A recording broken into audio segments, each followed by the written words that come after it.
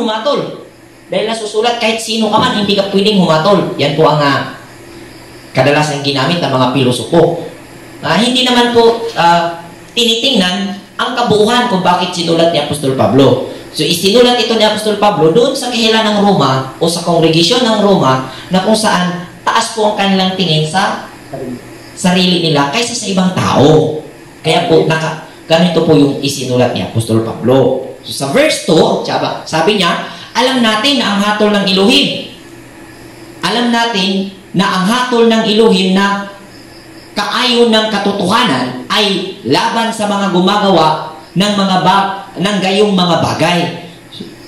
Verse 3, pero ikaw na humahatol sa mga gumagawa ng gayong mga bagay, ay iniisip mo bang matatakasan mo ang hatol ng Elohim kahit ginagawa mo rin ang mga bagay na iyon o ang mga iyon. So yun po ang sinasabi ni Apostol Pablo doon sa mga taga Roma na mga mananampalataya na mataas ang kanilang tingin sa kanilang sarili, na kung saan hinatulan nila yung ibang tao na hindi kabilang sa kanilang pananampalataya dahil taas nga po ang tingin nila sa kanilang sarili.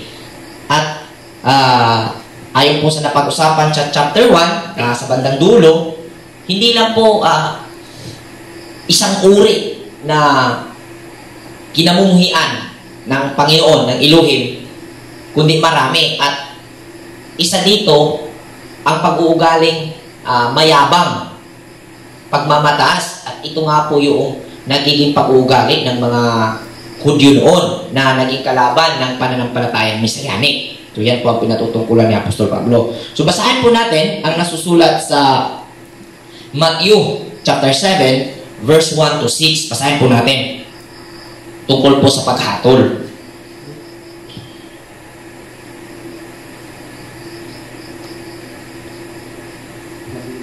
Matthew chapter 7 verse 1 to 6.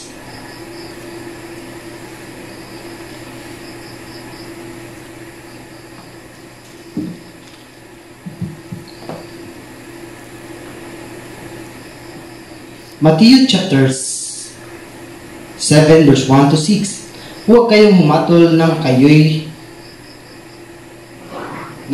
di hatulan, sapagkat hatulan kayo ng Elohim ayon sa paghatol ninyo sa iba, at susukatin kayo ayon sa pampanukat na ginagamit ninyo sa iba. Bakit mo pinapansin ang puwing sa mata ng iyong kapatid, ngunit hindi mo pinapansin ang trosong nasa iyong mata? Paano mo masasabi sa iyong kapatid, halika't aalisin ko ang puwing mo, ngayong troso ang nasa mata mo? Mapagkunwari, alisin mo muna ang trosong nasa iyong mata, at sa gayon makakakita kang mabuti at maalis mo ang puwing ng iyong kapatid. Okay.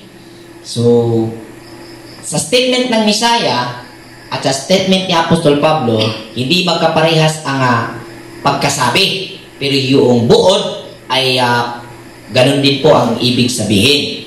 O ang pinatutungkulan dito ni Misaya habang sinabi niya ang aral na ito ay ang mga parasiyo na kung saan mahilig po na magturo o mahilig mangoreksyon, na kung saan sila mismo ay hindi po gumagawa. So yan po ang pinatutungkulan. So alin ba ang tama? Alin ba ang may tuturing na paghatol o panghuhusga? Marami kasi ngayon na makapag sabi ka lang ng advice ay minsan ituturing na nanghusga ka na. So ano ba ang panghusga? Ano ba ang kabuuhang nito? Pagiging masabi mo ba na hinusgahan mo siya? O ito ay hindi panghusga. Ano lang po, pagtutuwid. Kasi ang tao kasi pagpikon, habang itinutuwid mo, sabihin niya sa iyo, nanghusga ka. at gamitin niya ang nasa kasulatan, gaya ng ipinangaral ni Misaya, gaya ng ipinangaral ni Apostol Pablo, na huwag kang manghusga. So, kailangan din natin na malaman kung ano ang panghusga at ano ang pagtutuwid. So, bawal ang panghusga. Yan po ang aklarado na naging laman ng sulat na ipinangaral na ating nakikita dyan. So, bawal manghusga. So, ang panghusga, ano ba ito? Para sa akin, ang panghusga, yung bang, kung ano yung ginagawa niya, yun yung hinusgahan mo. Yung ginagawa niya na mali, or nakita mong mali, hinusgahan mo na siya. Kumbaga, kahit makagawa pa siya ng tama, dahil siya'y nakagawa na ng mali, magiging invalid na yung sumusunod niyang mga hakbang dahil hindi mo na yung ituturing na tama o mabuti dahil doon ka na tumitingin sa maling ginagawa na niya. So, yun yung panghuhusga. So, ang pagtutuwid po ay yung pong pagbibigay advice na hindi yan tama at ito yung tama. So, hindi masasabing pagtutuwid kung hindi mo maipaliwanag sa kanya kung ano ang tamang gawin. Kung siya ay iyong pagsabihan, hindi yan pagtutuwid, yan ay pagsaway.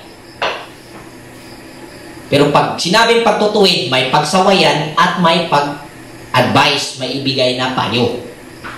Pag sinabing pagsaway, ano lang po yan? Puro sermon, puro negative yung sinasabi. Pero pag sinabing pagtutuwid, ipinakita sa iyo ng isang tao kung ano ang kakahantungan ng kakagawan mong yan, at pagkatapos ibibigay sa iyo o sasabihin sa iyo kung ano ang ikabubuti sa iyo o dapat mong gawin. So, yan po ang pagtutuwid. So, kadalasan sa nangyari sa tao ngayon, judgmental yung tao. Na kahit gumagawa ka na yung nagawa mo noon, ang palaging titingnan at yung nagawa mo ngayon hindi na tinitingnan. Kumbaga, ang ginawa mo ngayon ang pinagdududahan dahil sa nagawa mo kahapon. So, yan yung kadalasan na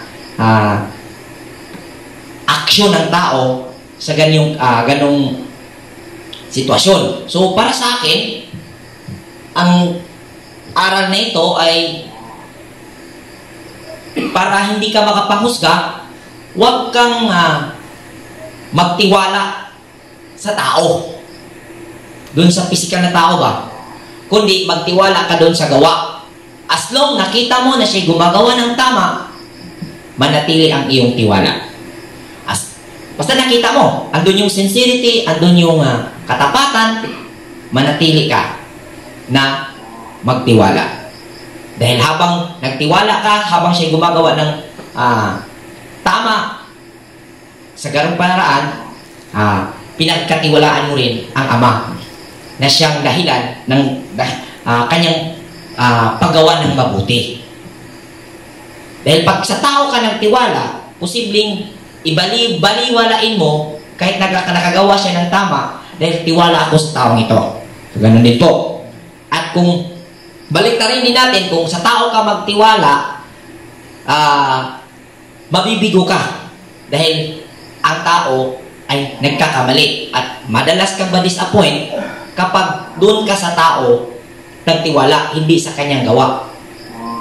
At kung sa time na makagawa yung tao na hindi tama, pero kung sa doon ka sa kanyang gawa nagtitiwala sa mabuting gawa, hindi mo siya yung tao hindi mo maituturing na masama dahil ang pinagkatiwalaan mo yung kanyang ginagawang tama. At sa oras na siya ay nagkamali, alam mo na ang tao ay nagkakamali.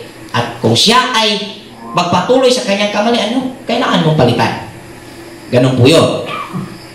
So, yun po ang aral para hindi ka makapanghusga.